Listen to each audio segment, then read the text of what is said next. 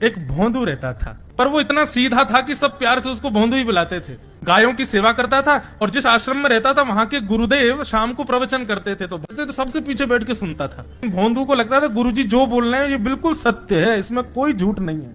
एक दिन गुरुजी प्रवचन करते हुए बोले, यमुना के पल्ली पार भांडीर वन में ठाकुर जी गैया चराने आए। भांडीर वन का नाम सुनते भोंदू कान खड़े हो गए।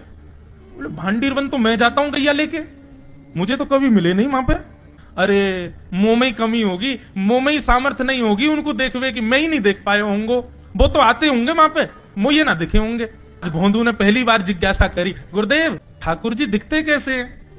तो गुरुदेव भी हंस गया, अच्छा भोंदू पूछ रहा है, बैठ जाओ बताते हैं। मोर मुकुट पहनते हैं ठाकुर जी, और बोले 2 कान हैं लेकिन कुंडल एक ही पहनते हैं। ठाकुर जी ऐसे पुष्प तोड़ के कान के ऊपर लगा लेते हैं, दोनों कानों में एक ही कुंडल को फेर फेर के पहनते। ठाकुर जी पीली पीताम्बरी, ऐसी ठाकुर जी पीली पहनते, पीली पीताम्बरी।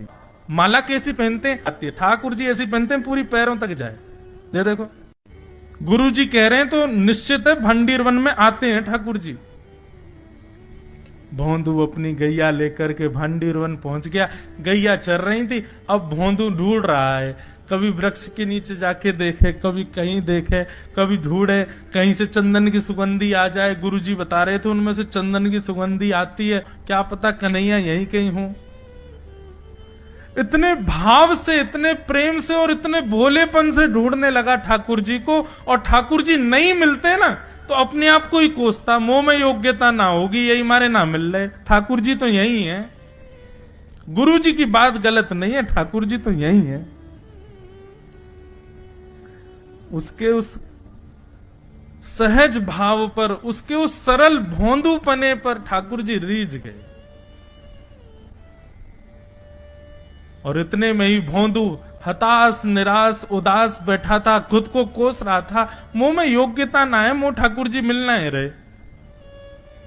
इतने में ही देखा सामने से असंख्य गायों का झुंड आ रहा है, और भोंदू ने जैसी उन गायों को देखा, ऐसी गाय कभी देखी नहीं, अलग गाय, सींग चमक रहे हैं, सींगों के ऊपर के भाग में सोने चांदी मढ़े हुए हैं, ऐसी ऐसी सुंदर सुंदर तंदुरुस्त गैया।